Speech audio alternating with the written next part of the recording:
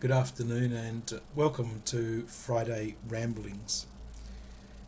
Today has been an interesting day. I've tried on a number of occasions to be part of a team conference and I couldn't get my sound system to work.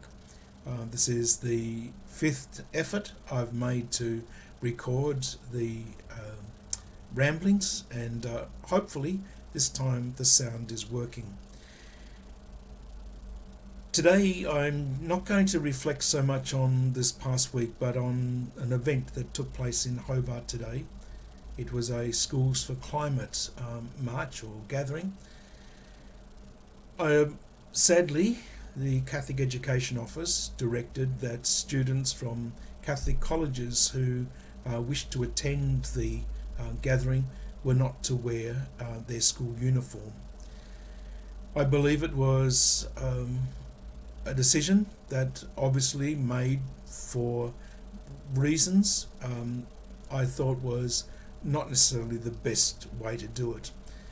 Frequently, the Catholic Church and the school system can be challenged to say, do we have a voice in things that are going on around us? And frequently it always seems as if we are, the church is against things that are happening. And I believe that we missed an opportunity today to be there and to have a voice.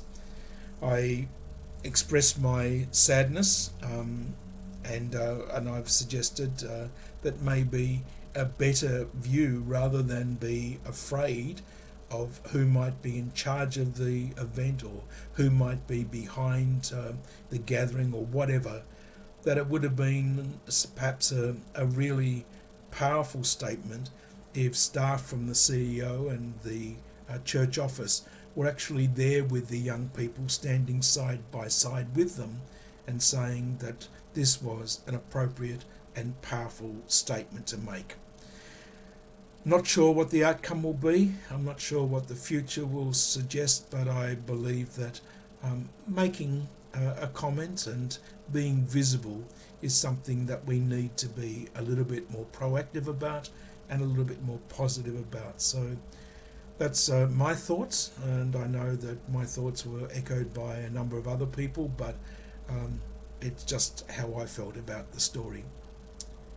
This weekend we celebrate the Feast of Pentecost, and as a parish community, hopefully we'll be able to encourage a few people to stay behind after each of our Sunday masses to speak about or to chat about some questions that I hope have been bubbling under the surface through our last message series that I had titled Now What?